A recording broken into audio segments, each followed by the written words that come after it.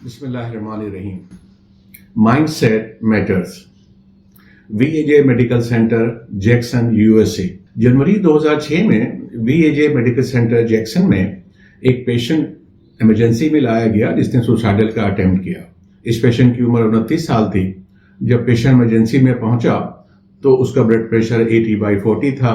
उसका heart rate 110 के ऊपर पहुंचा हुआ था। रेस्पिरेटरी रेट बेइंतहा बढ़ा हुआ था। पेशेंट बेइंतहा स्वेटिंग कर रहा था और स्वेटिंग की वजह से उसके पूरे कपड़े गीले हुए थे। पेशेंट टोटली पैल पड़ा हुआ था। पेशेंट कॉन्शियस था। उसने खुद बताया कि उसने डिप्रेशन की 29 कैप्सूल एक साथ खा ली हैं। जब पेशेंट के दवाई के पैकेट को देखा गया तो उस पर किसी दवाई का नाम नहीं लिखा हुआ था बल्कि एक कोड नंबर लिखा हुआ था। पेशेंट से मालूम करने पे ये पता चला कि वो एक ट्रायल का हिस्सा है जो कि दूसरे मेडिकल सेंटर में हो रहे हैं। अमूमन जब भी किसी मेडिसिन के ट्रायल किए जाते हैं तो पैकेट के ऊपर मेडिसिन के नाम के बजाय एक कोड नंबर लिख दिया जाता है। वीजे मेडिकल सेंटर ने फौरी तौर पर उस मेडिकल सेंटर से राब्ता कायम किया ताकि ये पता चले कि इसने कौन सी कैप्सूल खाए हैं, चूंकि किसी भी पेशेंट सुसाइडल के पेशेंट का इलाज करने के लिए उसका कॉज भी पता होना जरूरी होता है। वहां जो फिजिशियन था उससे राब्ता नहीं हो सका। In the mean time medical centre ने उसकी आईवी लाइन मेंटेन करी, ब्लड सैंपल लेके लैब भिजवाए और उसको सलाइन स्टार्ट करवा दी। 4 घंटे में उसको तकरीबन 6 लीटर सलाइन ट्रांसफ्यूज की गई, लेकिन उसके बावजूद पेशेंट में कोई सिग्निफिकेंट चेंज नहीं आया। उसका रेस्पिरेटरी रेट उसी तरह से बढ़ा हुआ था। पेशेंट की स्वेटिंग कंटिन्यू थी। उसका हार्ट रेट 110 से कम होकर 106 के ऊपर आ गया और ब्लड प्रेशर भी मामूली सा राइज किया। तकरीबन 4.5 घंटे बाद उस मेडिकल सेंटर का वो फिजिशियन जो ट्रायल कर रहा था वो भी वीजे मेडिकल सेंटर पहुंच गया और उसने पैकेट का कोड नंबर देखने के बाद ये बताया कि इस पेशेंट को मेडिसिन नहीं दी गई थी बल्कि प्लेसिबो दिया गया था। यानी इस पेशेंट ने टोटल 2 से 3 ग्राम यानी आधा चमचा शक्कर खाई है। जब पेशेंट को ये बात बताई गई कि आपने मेडिसिन नहीं खाई है बल्कि आपने प्लेसिबो खाया है तो 15 मिनट के अंदर उसका ब्लड प्रेशर 126/80 हो गया, उसका हार्ट रेट 80 के ऊपर आ गया और पेशेंट 100% अलर्ट हो गया। Mindset matter. Mindset matters. As long as his mindset was communicating that he did suicide by a strong poison, whole physiological signs and symptoms reflected the same. And when his mindset changed, I took a placebo, whole physiology also changed. Mindset matters. Your brain handles everything the body needs to function properly. Your mind is stronger than your body. Do you want your body to perform to an optimal level? Take care of your mindset, or thoughts, because your thoughts or mindset become energy, and you need that energy to become actions.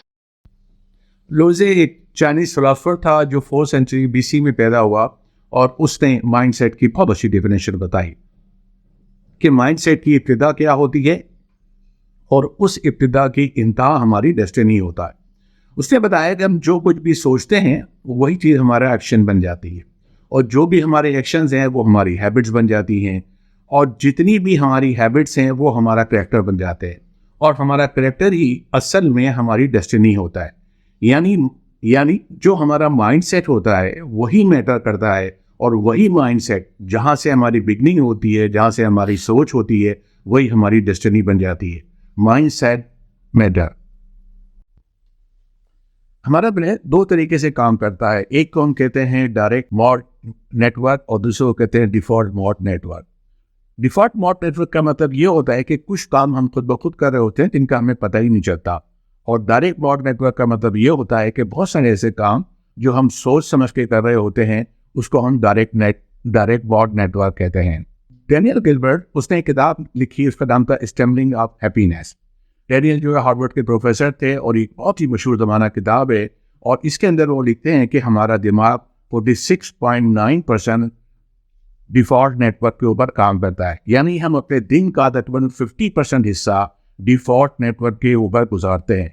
Default network का दूसरा मतलब ये है कि जो भी हमारा mindset है उसी माइंडसेट के साथ हमारे दिन का 50% हिस्सा गुजरता है।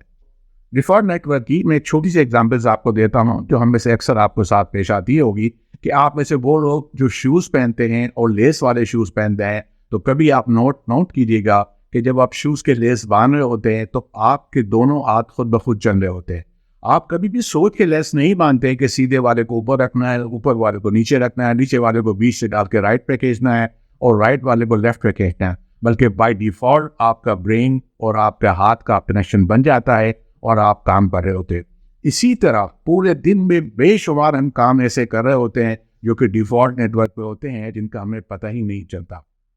Mindset matter. मैंने अभी आपके साथ एक पेशेंट का जिक्र किया जिसने प्लेसिबो लिया था, और यकीनन आप में से बहुत सारे लोगों को प्लेसिबो के बारे में पता होगा, लेकिन हो सकता है कुछ लोग प्लेसिबो को नहीं जानते हों।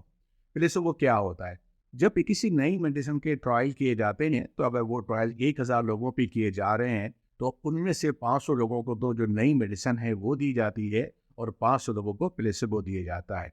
प्लेसिबो एक इटालियन वर्ड है जिसके माने हैं आई विल प्लीज। यानी प्लेसिबो जो है एक शुगर की गोली होती है, एक टैबलेट जिसके अंदर 15 से 20 मिलीग्राम शुगर होती है, वो डाल के दी जाती है, जिसका कोई भी मेडिसिन इफेक्ट नहीं होता है। तो 500 लोगों को प्लेसिबो दिया जाता है। प्लेसिबो की जो टैबलेट होती है और जो असल मेडिसिन की टैबलेट होती है, उन दोनों की शक्ल, सूरत, रंगत में किसी किस्म का भी कोई फर्क नहीं होता है, ताकि अगर कोई एक पेशेंट दूसरे पेशेंट के साथ इंटरेक्ट करे और उसकी टैबलेट या कैप्सूल देखे, तो उनकी शक्ल और सूरत में कोई भी फर्क नहीं दिखाई दे।